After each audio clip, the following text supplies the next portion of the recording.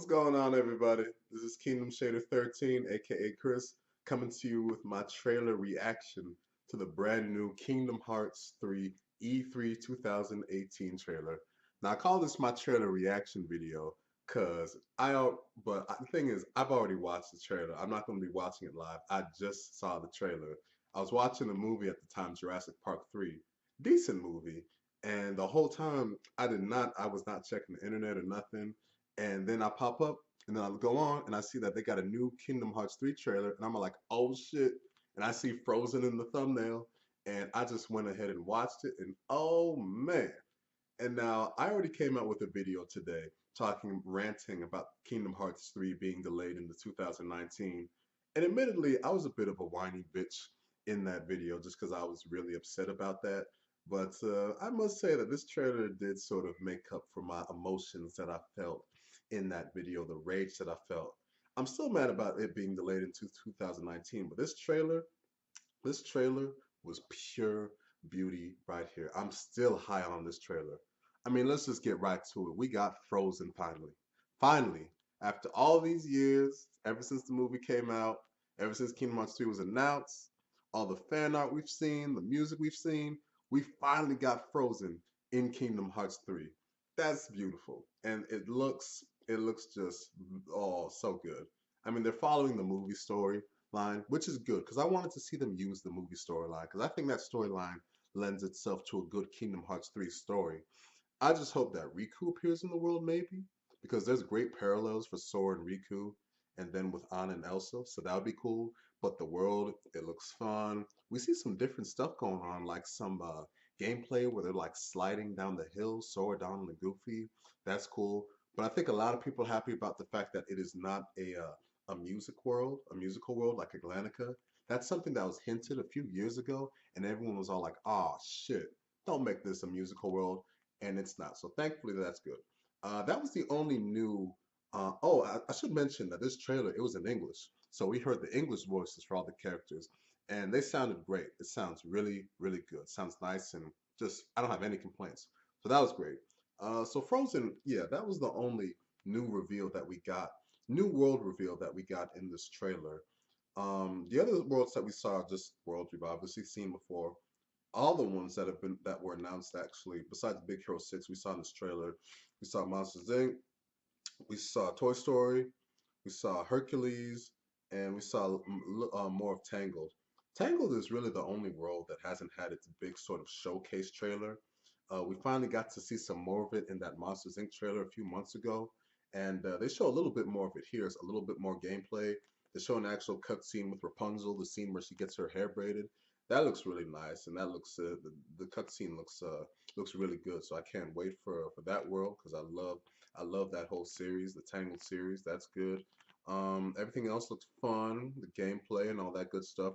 They finally showed off the Wreck-It Ralph summon, which we had seen that before last week in that demo that they had for all the people that got to play KH3 early.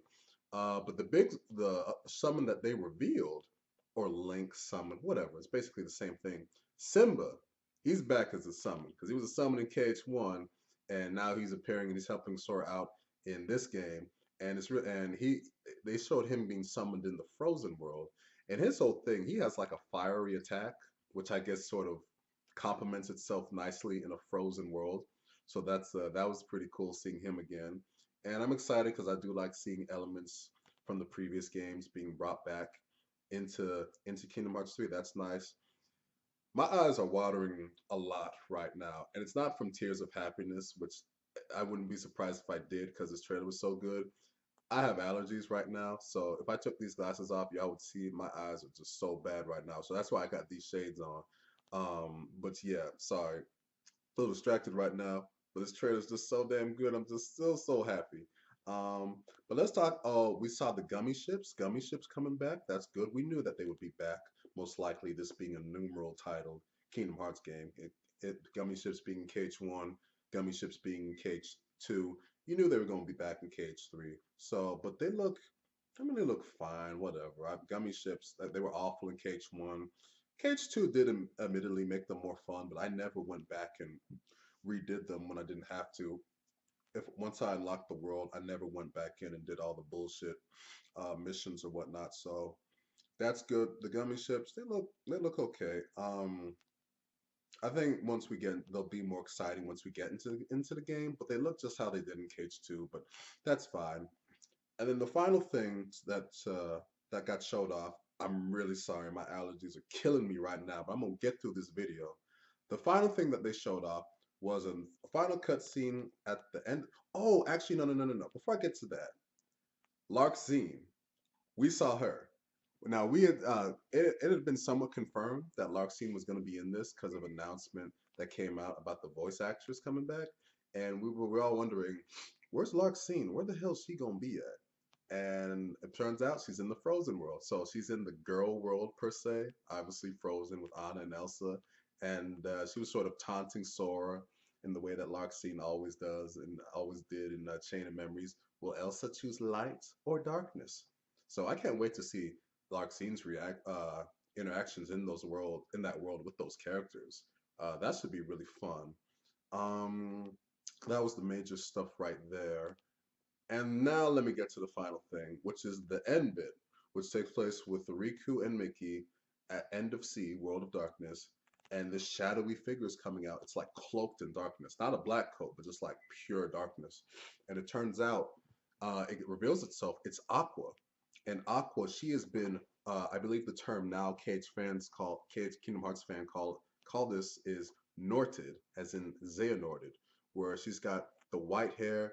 She's got the yellow eyes, so she looks like she's a vessel for Xehanort. Now, did Xehanort actually get to her? I don't know. We'll have to. Obviously, we don't know how the story's going exactly, but it would be interesting if that's indeed what happened to her. No one expected that. The fact that she would be an actual seeker of darkness. I don't think that's really what's happening. I think it's probably some weird illusion. Although what Aqua said, Mickey, she said, I think Mickey, it's too late for me or something like that. I don't know, but that is sort of a nice way to tease things in terms of what's actually going to happen. Is that the real Aqua? Is that an illusion? I don't know, but it makes for an interesting story dynamic if that is the real Aqua. Because, like, oh no, Aqua, she's like, we all know her as like pure light.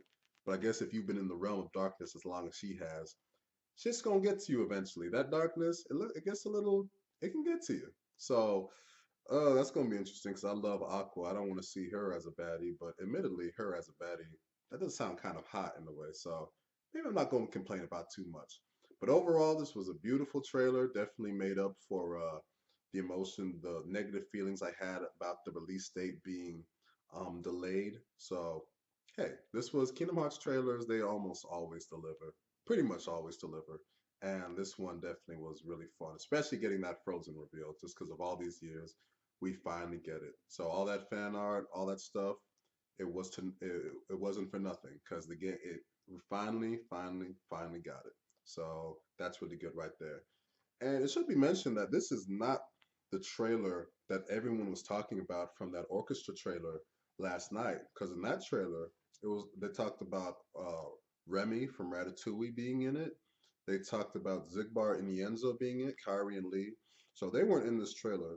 But the thing is, if you go on, I think it was the official Kingdom Hearts YouTube site that put this trailer up, it said Volume One. This trailer was a volume one, so we're gonna get multiple trailers. So this is not the only trailer we're gonna get this week at E3, and that's really cool. Hopefully, we get a few more world reveals, or maybe at least one more world reveal. I think would be pretty cool.